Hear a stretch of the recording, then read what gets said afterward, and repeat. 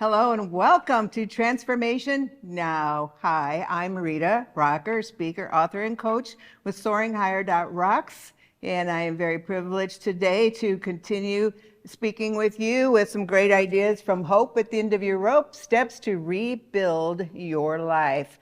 And I know right now a lot of people need to have some rebuilding of their lives because of all the experiences and the things that have happened and are going on right now. So I want to share some more from my book, and this is about embracing your experiences. You know, so many times I have heard testimonies from people who are some of the most powerful, influential people who have gone through very tough, often traumatic experiences in their lives, but they have said over and over how they have actually used those experiences to be able to grow, to learn, and to help other people. And it's really exciting to listen to them because they have so much truth and they are able to help so many people thinking, well, gosh, if you got through that, then I can too.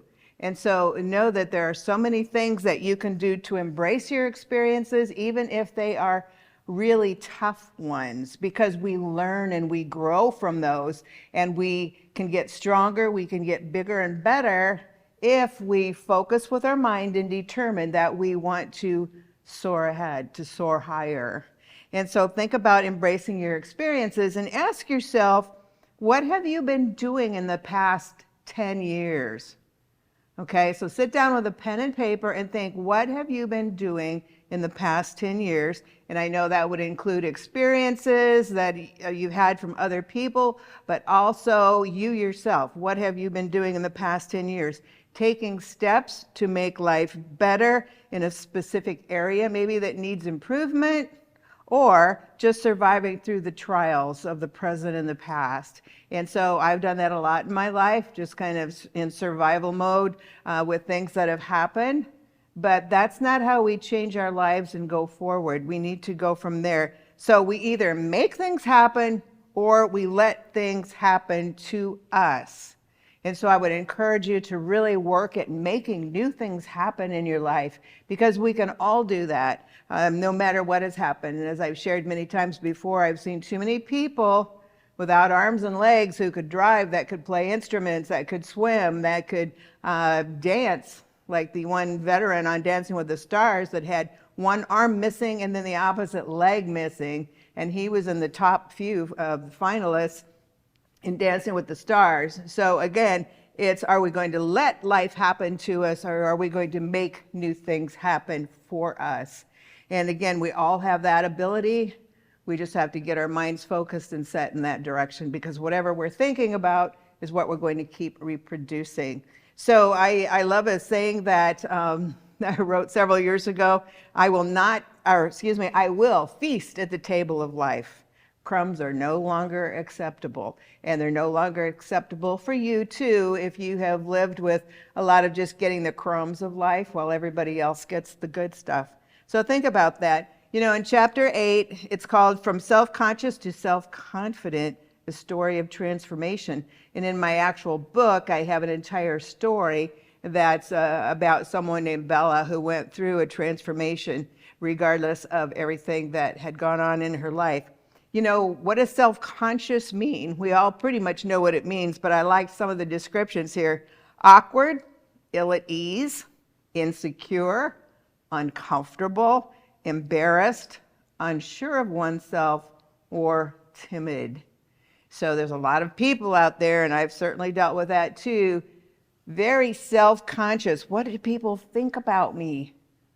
Which is a lot of self-perception. We're always worried about, what do people think about me? And so people's behavior can a lot of times show things of, that we don't want people to think about us because we're afraid. I've seen people who had such a low self-esteem that they would project that onto other people. And since people treat us the way we treat ourselves, so many times that person with the low self-esteem, I've dealt with that myself. I remember one of my sisters, she's in heaven now, but had such low self-esteem that she wondered why people didn't approach her. Or, she just felt so alone in so many ways, and it was because she gave off the energy that she was not approachable because she felt too badly, like, don't come near me because I'm not worthy. And so a lot of times think of how you project yourself to other people, and is it worthy? Is there a good self-confidence, or just being so self-conscious that we kind of push people away? We don't know what to do. We don't know if we're good enough in their eyes to be able to speak with them or to communicate with them or share adventures with them. Okay, so it's a proven scientific fact that the law of attraction, or what I like to call sowing and reaping, because the seeds that we sow, whether it's in food, in plants, or in behaviors, and what we say is what we reap. That's what comes back to us. And so it brings into your life what you have sown by what you think and what you feel every day. And so think of that, sowing and reaping again, because if people are quality, they're good, they're kind, but they're strong, then they will reap that kind of respect from other people. If not, they get that kind of lack of respect from other people. So you are never too late to reinvent yourself. I'm working on a new book about starting over at any age, because that's so true. I've seen miracle stories about people in their 60s, 70s, and 80s. And I think even one 92-year-old gentleman who was able to parachute out of a plane, because these were things that people wanted to do. And they finally thought, you know what? I don't care if I am older or I have a physical problem. I can still do this. And so think about that. Because it's in your mind. If your mind tells you you're going to go for it, and you're 80 years old, you go for it. If your mind tells you at 50 or 60, oh gosh, I've blown my whole life, I can't get by with doing anything further, I might as well give up, then that's what will happen. So always know that you can reinvent yourself. Today is the day of a new beginning. So always, each day is the day of a new beginning. So you can start anytime and move forward. So then you move into self-confidence, not self-consciousness. And that's being confident about who you are and who are you. You're God's child. You're made in His image. How much more awesome and smart and every awesome quality could you have? Because you were made in God's image. He made that very clear to me when I was having issues with myself. Are you poised? Are you sure of yourself? Not in a haughty way, but sure of yourself and your capabilities. Secure and positive, okay? So pay attention to the self-fulfilling prophecies, not the ones that other people have given you, whether they're positive or negative, but think about your self-fulfilling prophecies that you need and that you want to live by. Excuse me. Okay, so tell yourself that you're smart, that you're healthy, that you live in abundance, even if, some people are living in their cars. That's still a good time to say, I live in abundance, because that brings that. Too many testimonies to know that that's not true. I'm calm under pressure. Maybe there's a lot of pressure at home or at work, wherever it might be. But you tell yourself, I am calm under pressure, and you literally visualize yourself calm under pressure. So when somebody is yelling at you, belittling you, saying things to you, you're thinking, no, I am calm. I will not drop myself to that level. I'm up here. They can be down here, but I'm going to stay up here. I am not lowering myself to that level. So I'm confident under pressure. People in the military, when they're in boot camp or basic training, and they get screamed at and are forced to do so many awful things, really. But what's being done is that they're trying to be broken down with their own ideas, their own self, to serve the country and to be stronger, be braver, to be able to think more clearly. And so, a lot of times we have to do that too, is just go through it and be stronger for it. Do I have a sense of humor? A sense of humor will draw so many people to you, where a sense of lack of self-worth or always being angry can also have an effect of pushing people away. A sense of humor. Ask God for a sense of humor. Ask Him for new fun friends. He really will give you those things if you ask Him. I've prayed recently that I would be able to exhibit more of a sense of humor to share with other people, to help them feel better as well as myself, because we need that right now. So sense of humor, tell good jokes, and have quality time with people, making them feel better, feel less stressed out at the time. So you can do that. So what are the first steps that you want to take? Write them down. Again, like I've said before, have a notebook, have a pen, sit quietly, even if it's in the car or the bathroom or wherever you can be, in order to write and think. If you're on your computer, a lot of times you're going to be distracted by other things, so you need to just have time with yourself and take the steps that you want to take. So, okay, I'm going to practice kindness. It may kill me almost, but I'm going to practice kindness to people. Even if they look really angry or a lot of times they're sad, I'm going to practice kindness. I was with a friend recently and she seemed to be angry about everything. And there was an issue that's kind of a city issue, but where she was actually yelling in her car. And I was like, whoa, whoa, whoa, whoa, whoa. Because she just seemed like she was angry at everything. And so I just kept quiet. And later on, she apologized. I said, that's okay. That's okay. So sometimes we have what's called ANTS, which means automatic negative thinking. And so those are some things, a lot of times if we have a negative thought come up, it's like, nope, nope, nope, and kick that out and put something else in there, like I'm going to be kind in spite of somebody being a jerk to me all the time. I don't have to lower myself to that level. And think of it that way, that you're stronger than that. You're a higher quality character than that to lower yourself. So it's not a matter of fighting back with someone, but going, no, I am confident. I know what I want. I'm smart. And don't get into the fire. Say no to people who want things. I know someone recently that she doesn't live in Omaha, but her son and 2 granddaughters were living with her, and then they moved, and now the one granddaughter who's 16 wants to move back with grandma, and yet she lies, she gets into fights, she does all kinds of things, and it's like, nope, this grandma has to say, not this time, sweetie, I'm sorry, but I need some peace in my life and I need to go forward. And so that's a big no, but a lot of times we have to say that, because a lot of times if we're people pleasers, because we want everybody to love us, we want everybody to care about us, and so we can't say no, because they might not like me, they might be mad at me, they may turn somebody against me if I say no. And but we have to learn to say no, and it's like, no, I have to do these things on my own. I'll help you, I'll pray for you. Maybe I can find someone else who can help you with something. But a lot of times we have to learn to say no. And it's people pleasers who are afraid. I know that one well, because I've been that way a lot of my life. They're afraid of not having somebody like us. And so what do? Okay, I'll do it. But no, we have to learn to say no when it's something that's not really for our benefit. Again, register for classes. I want to get into this new business venture. So I'm going to look online and I'm going to see, I'm going to take all kinds of classes, look at things, how to be an entrepreneur.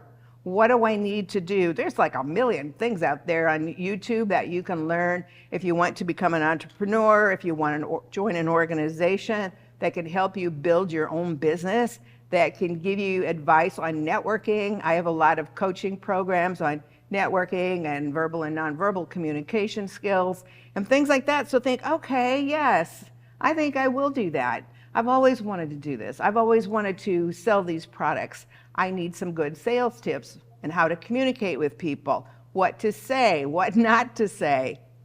It's not all about the sales.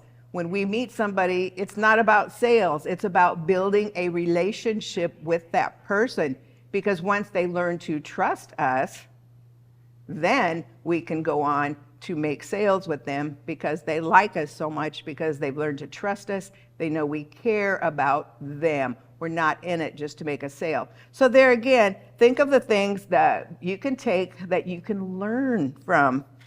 I have a book called Shaping Your Future, Becoming the Brand Everyone Wants. In there's lots of details about how we communicate with people, how we help them imagine being in a certain situation or becoming more confident so that they can grow in their business. And so think about that. Sometimes I used to do Excel a lot. Well, I haven't, and so now I'm going, oh, what do I do? Well, you can get online and do free Excel classes if that's what you want, or Word or something else. I have a lot of etiquette programs. You can find any kind of etiquette program you want on YouTube. So you think, gosh, I'd feel so much more comfortable if I had better manners, okay? Gosh, I'm going to be out eating with these people. I want to know what to do, what's proper. And that's very important if you're doing sales, if you're doing things where you're building up business and you have lunch and dinner meetings with people. You can find all kinds of things. I mean, I learned a few years ago especially before I was working with one gentleman who was changing careers, that if you're meeting and say for lunch or dinner and you have a steak, first of all, you should eat something before you go to dinner so you're not so famished you can't focus on what the other person is saying. But you take this little teeny bite of steak so that if they ask you a question, and like 4 chews, you're done. You swallowed it. Now you can talk to them and go, instead of going, oh, well, wait a minute, and you're chomping on something. So I mean, that's kind of a crazy little thing, but it's important that we learn how to communicate, again, for a new life, better skills, etc. Maybe classes on how to be a coach. People are doing life coaching, this kind of coaching, that kind of coaching, or sports, working with sports and working with kids and coaching. Science goals. Maybe you're fascinated with science and you'd like to go over into an area like that. You could do that. When I worked with a lady a few years ago who's the daughter of a doctor, and she was working in a pet products lab.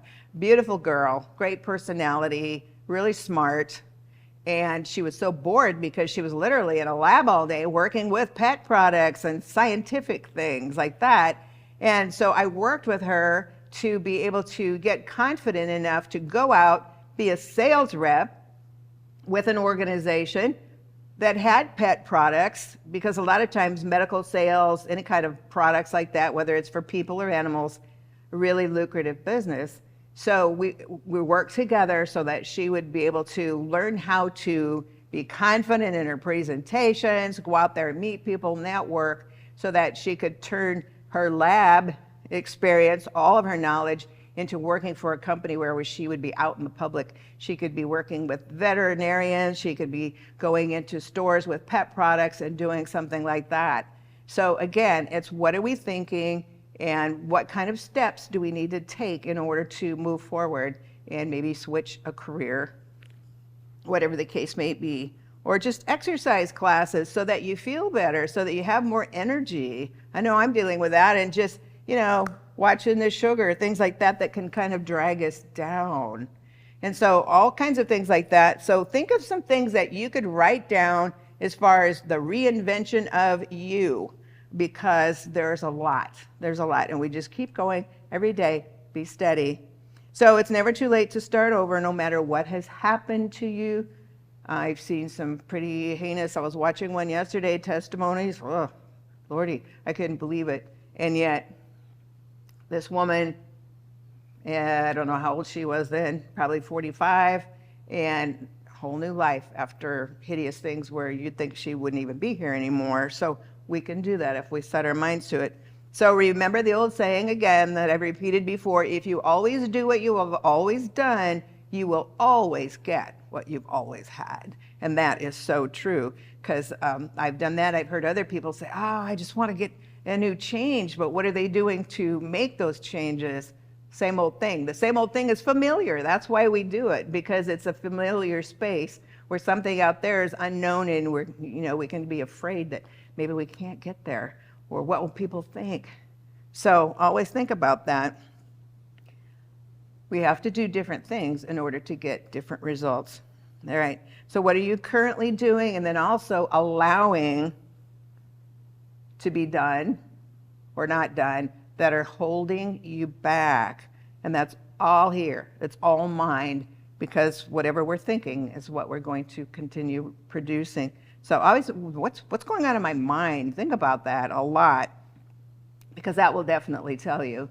And like a lady I think I mentioned before who owns a company, and she had gotten so large and she was around food that she had to have someone help her just step up a curb into her store. And she was thinking about committing suicide because she said, I can't stand the pain. I can't stand being so weak. I don't know what to do anymore, even if I would be leaving my son, my husband and my kids. And so she was able, though, to switch it around, get on a keto diet, lost 90 pounds, and then she's in Alaska climbing ropes and doing all these things and learning how to rappel, when before she couldn't even really walk up a curb from a parking lot. And so what did she do? She changed some of the things that she had to do. First of all, her mind and her habits, and what she did and what she ate, in her case, was a lot of it, to lose that weight and gain her strength, get off her medicines. It was amazing. But she had to start. It was on Christmas Eve. That's when she said no, because she thought about committing suicide that night. But instead she said, no, I'm not going to do that. This is what I'm going to do. And she changed her life. So think about that too. And so anything that's holding you back when you're caregiving, sure, that's going to be tough, but you can do it. Anything like that. SoaringHigher.rocks, my business is all about helping people soar higher and getting out of maybe a place that they're in at the moment.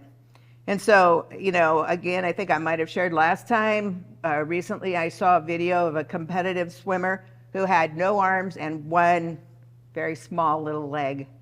And a guy literally picked him up and put him into the pool, and he swam. He swam amazingly.